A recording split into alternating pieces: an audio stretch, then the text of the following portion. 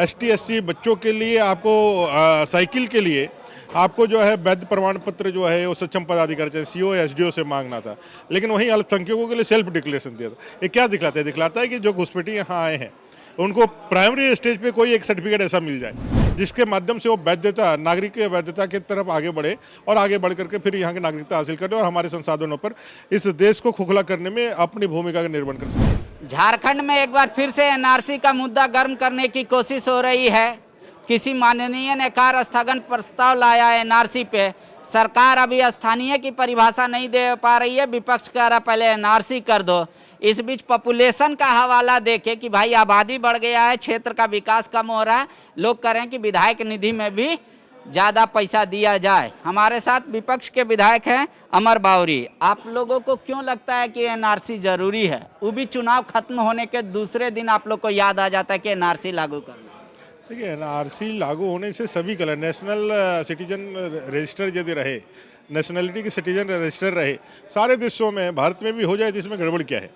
देखिए, भारत की एक बड़ी समस्या यहाँ का बहुत बड़ा भूखंड होना, क्षेत्रफल और यहाँ की आबादी, और उस आबादी के संसाधन को उपलब्ध कराने पहला प्राथमिकता। लेकिन जब कोई घुसपैठी आ जाए और वोट बैंक की राजनीति के कारण यदि घुसपैठियों को प्रश्रय दिया जाए, और जो सीमावर्ती क्षेत्र है जहाँ भारतीय जनता पार्टी की सरकारें नहीं है, गैर भाजपा सरकार है, वो चाहे पश्चिम बंगाल हो या झारखंड में, साहिबगंज से लेकर पाकुड़ तक में बड़े पैमाने पर घुसपैठियों का, बांग्लादेशी घुसपैठियों का आक्रमण है, घुस रहे हैं वो लोग, और उनको किसी तरह से वैध करने का प्रयास इस राज्य सरकार में किया जा रहा है। आपने देखा होगा इसी राज्य सरकार ने एक स्कूली विभाग से एक संकल्प निकाला था जिसमें तुमने तैयारी कहाँ से की?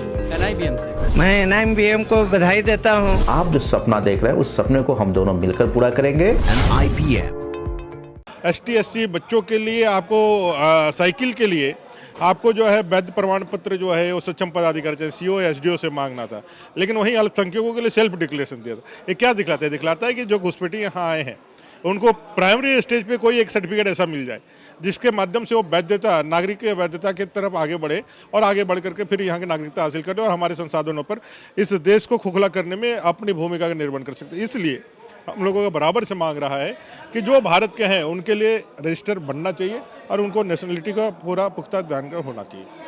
आपको पता है NRC जब पिछले बार उठा था, शाहीन बाग का मामला हो या हर जगह आंदोलन हो रहे थे उसके खिलाफ, फिर भी क्यों अड़े हुए हैं इस बात को लेकर? उससे क्या फर्क पड़ा? शाहीन बाग का आंदोलन कहाँ चला गया? देखिए, प्रायोजित है। भारत को जो, भारत के कदमों को जो जकड़ना चाहते हैं, भारत के कदमों में जो बेड़ियां डालना चाहते हैं, वो सारी ताकतें, वो चाहे देश के अंदर हो या देश के बाहर हो, और अंतर्राष्ट्रीय स्तर पर भारत के जो बढ़ते हुए प्रभाव है, नरेंद्र भाई मोदी जी के बढ़ते हुए प्रभाव है, आपने देखा होगा यूक्रेन रसिया के जो आज की जो है, इसमें कितना सेफली भारत ने अपने सारे लड़कों को वापस भेज लिया। वहीं दूसरे देशों के नागरिकों को अभी भी, बच्चों को अभी भी परेशानियां झेलनी पड़ रही है। पाकिस्तानी का उदाहरण देख लीजिए, वो भारत का झंडा लेकर के पास हो रहे। तो ये भारत के बढ़ते हुए कदम को रोकने के लिए जो प्रायोजित जो आपका जो है इस तरह का विरोध, वो शाहीन बाग से लेकर सभी जगह है। लेकिन हमारा कहना है इससे भारत और भारतीय नागरिकों का बहुत फायदा होने वाला है। ठीक है, आपको भी लगता है कि विधायक निधि बढ़ना चाहिए?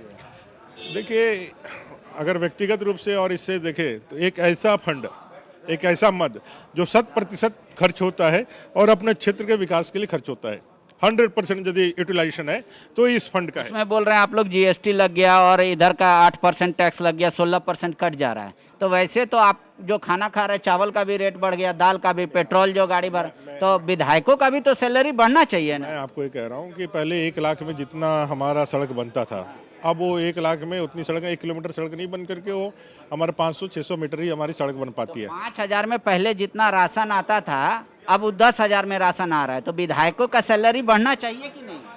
अभी तो हम लोग विधायक फंड के लिए बात कर रहे हैं, जो विधायक का फंड आना चाहिए और जनता के उपयोग में, जनता के लिए जो हम लोग कर सकते हैं वो काम हम लोग बढ़िया से करें। और बाकी महंगाई है, महंगाई देखते हुए यदि राज्य सरकार अपने विधायकों का सिफारिश जो उन लोगों ने डिमांड किया उसको पूरा करती है तो हम लोग इसमें कोई ऐतराज भी नहीं होगा। पैसे से ऐतराज भला किसको होता है? हर कोई चाह रहा है कि विधायक निधि बढ़े, क्योंकि भाई GST लग गया है, रॉड का, सीमेंट का दाम बढ़ गया है। लेकिन विधायक सीधे नहीं कह रहे हैं कि हाँ भाई महंगाई बढ़ गया, हम लोग का वेतन भी बढ़ना चाहिए। कह रहे ऐतराज नहीं है, बढ़ जाए तो बढ़ जाए। काश हमरा भी वेतन बढ़ता है इससे, तब हमको लगता है कि all is well. TheFollowUp.in. Like, share, and subscribe. www.thefollowup.in